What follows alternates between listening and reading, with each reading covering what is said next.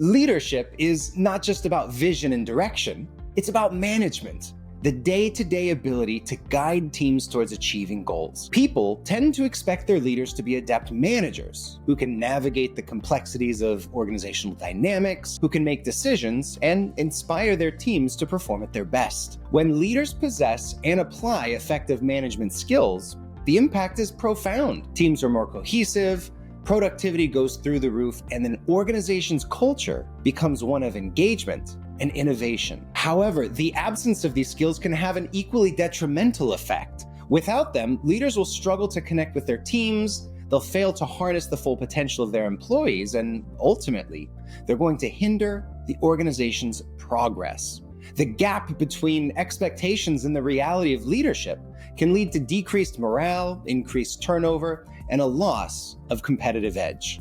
Therefore, it is imperative that we invest in developing these critical management skills into our leaders. By doing so, we not only enhance the capabilities of our leader, but we also strengthen the foundations of our organization. This positive ripple effect of well-equipped leaders are far-reaching, impacting not just the immediate team, but the entire organization and its stakeholders. As we explore the essential management skills often overlooked in leadership development, we must remember that the success of our leaders is inextricably linked to the success of our organizations. I'm Brandon Mergard, CEO of Stakeholder Centered Coaching, where we help executives get recognized and acknowledged as more effective leaders by key people around them.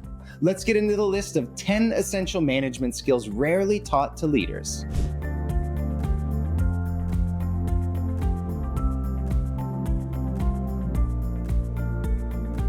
The first management skill is listening with the intent to learn, not to punish.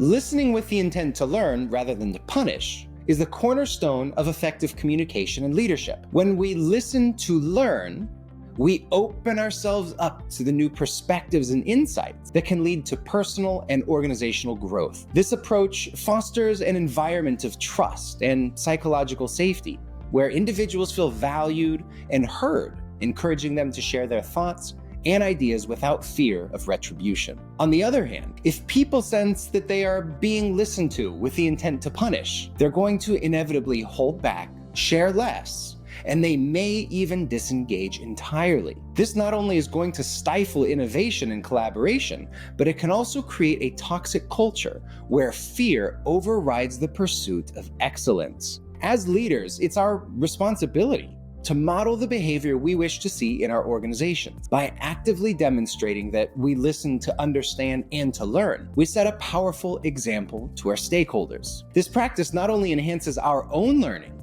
but it also signals to others that their contributions are genuinely valued. In doing so, we create a culture of continuous improvement where every voice can contribute to the collective wisdom and success of the team.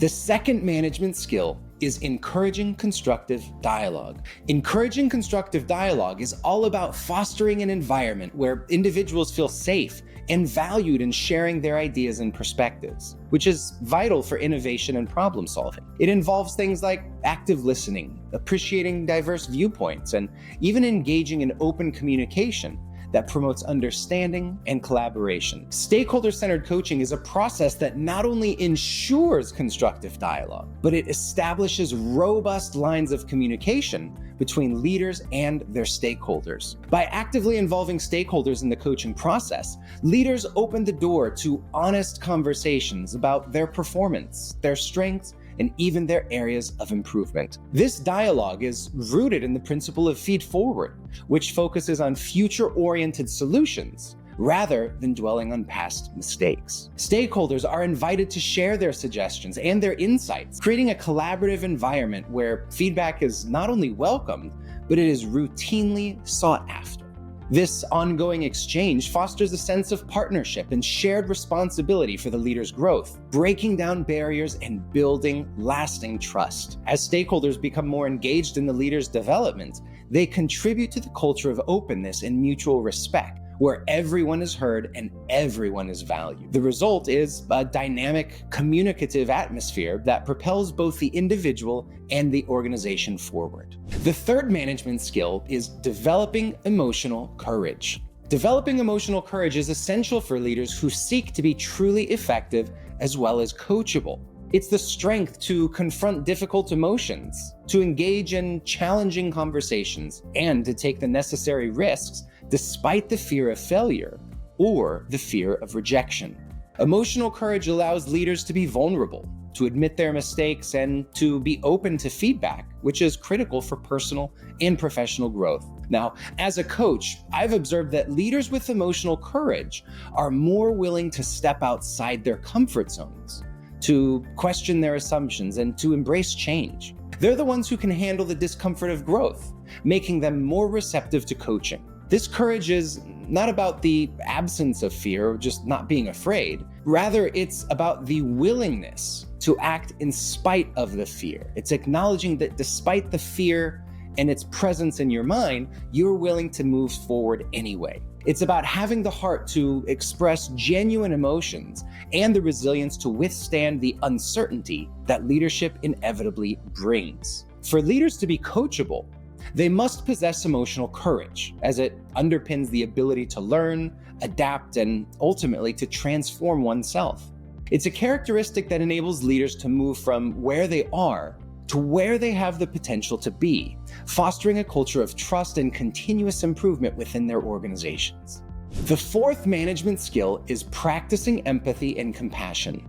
Practicing empathy and compassion enhances our ability to connect with others on a deeper level. As a leadership coach, I often emphasize the significance of these qualities in creating an environment that is understanding and supportive. You see, empathy allows us to genuinely comprehend both the perspectives and the feelings of those around us, fostering a culture where individuals feel both seen and heard. Compassion extends this further by pushing us to take action, by prompting us to respond with kindness and ensuring that we offer assistance when others are facing challenges. Incorporating empathy and compassion into our leadership style can also profoundly impact our teams and organizations. That's because it builds trust, it encourages open communication, and overall, it will strengthen relationships. When leaders demonstrate these qualities, they're not only going to inspire their teams, they're also going to contribute to a more humane and productive workplace. Moreover, empathy and compassion are just beneficial in a professional setting. They enrich our personal lives, allowing us to form more meaningful connections and to respond to our own struggles with self-kindness. By practicing these skills, we can create a type of ripple effect of positivity that's going to extend beyond ourselves, making a lasting difference in the lives of others.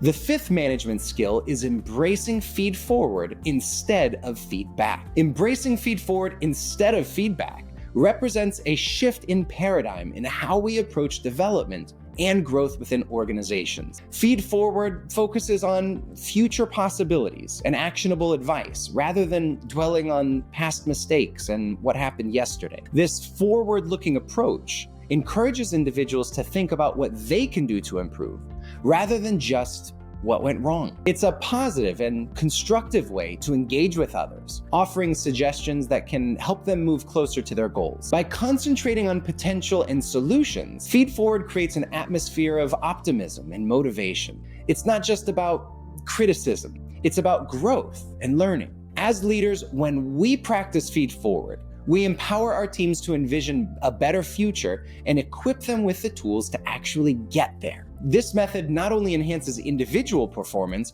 but it fosters a culture of continuous improvement, collaboration, and innovation. Feed Forward turns every interaction into an opportunity for positive change, making the journey of personal and professional development more enjoyable and more productive for everyone involved. The sixth management skill is personal behavioral change. Personal behavioral change is at the heart of becoming a more effective leader and even a better person. It's about taking a long, hard look at oneself, identifying specific behaviors that are hindering our progress, and then making a real, tangible commitment to the process of change. This isn't about superficial adjustments or a little tweak here and there. It's about deep and meaningful transformation that starts from within and then radiates outwards. In my experience leading coaching programs in Fortune 500 organizations, the most successful individuals are those who both recognize the need for personal behavioral change and take responsibility for it. You see, these are people who understand that if I want to influence others, I have to first evolve myself. And this is not an easy process. It requires discipline, self-awareness, and a willingness to step out of your comfort zone. It's about setting specific goals, seeking feedback from stakeholders, and engaging in consistent, focused efforts to modify behaviors. The journey of personal behavioral change is challenging, but it's also rewarding. It leads to improved relationships with those around you, better leadership effectiveness, and an overall greater sense of fulfillment, personally and professionally. By committing to this path,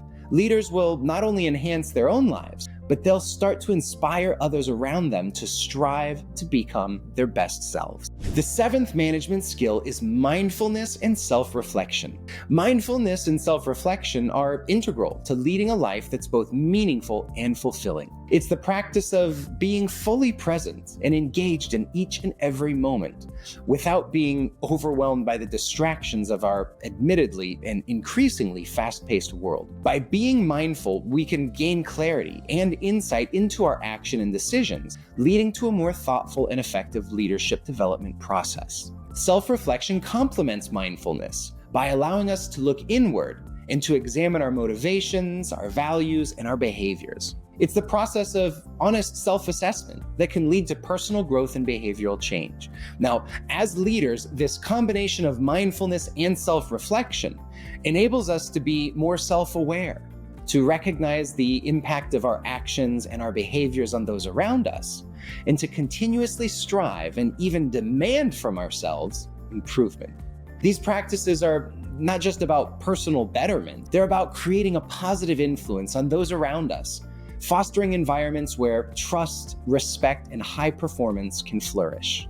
The eighth management skill is leveraging positive reinforcement. Leveraging positive reinforcement is a powerful strategy in leadership that can significantly enhance motivation and performance. As I've learned from my clients and through my own practice, recognizing and rewarding positive behavior reinforces the actions and attitudes we want to see more of in our organization. Now, this was something I learned many years ago from my wise mother, who said, behaviors that are praised are repeated. You see, it's about catching people doing something right, just doing the right thing and acknowledging it then and there and doing it sincerely. This approach not only boosts the individual morale, but it allows that behavior to serve as a model for others, prompting a culture of appreciation and success. Positive reinforcement is most effective when it is specific, when it is timely and done in the moment, and when it is genuine. It should directly relate to a meaningful action or result, providing clear signals about what behaviors led to the positive recognition. By consistently applying positive reinforcement,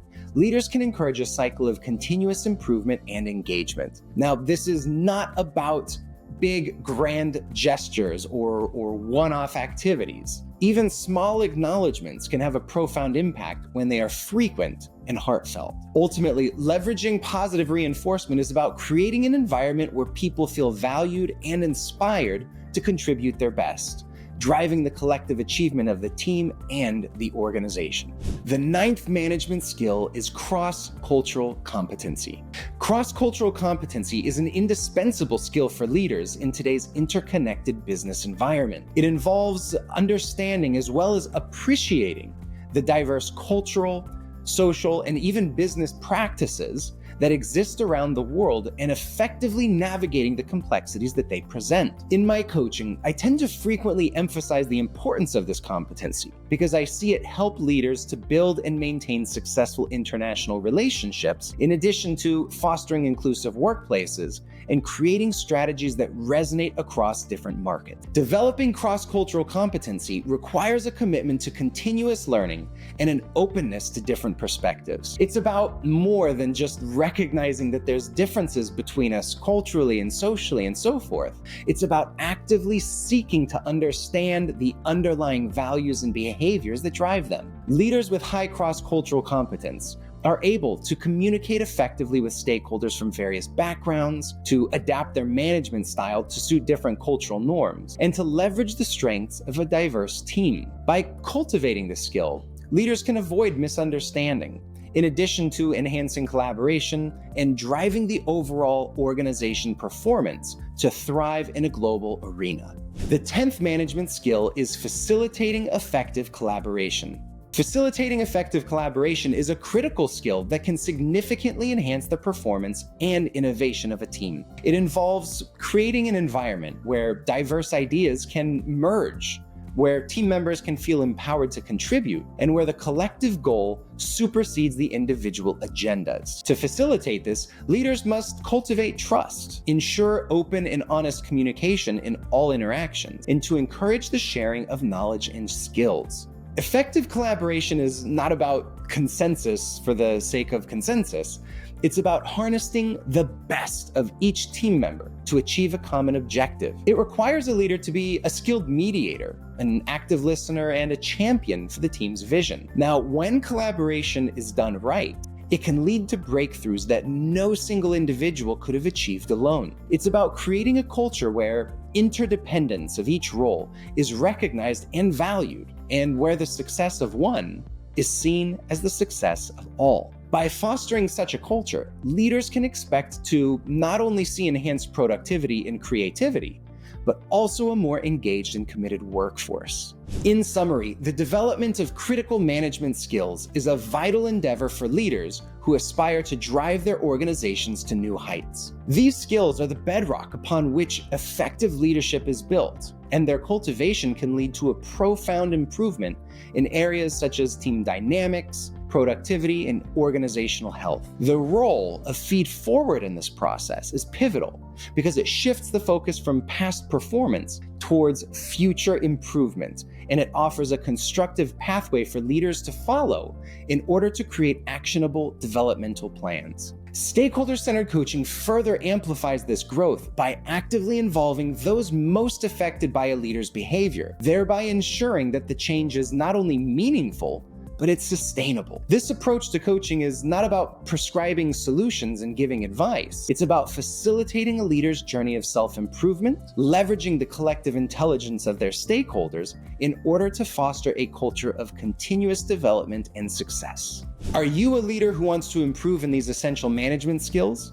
If you want a repeatable development process that you can use for yourself or to develop others in your team, reach out to us on our website, or learn more about the award-winning Stakeholder Centered Coaching methodology by joining a free training session at mgscc.net/free coach training, and by exploring our certified executive coach program at mgscc.net/certification. So what did you think of these essential management skills? Are there any that I missed? Or perhaps you have some unique advice on one or two of them? Share your answers in the comments below.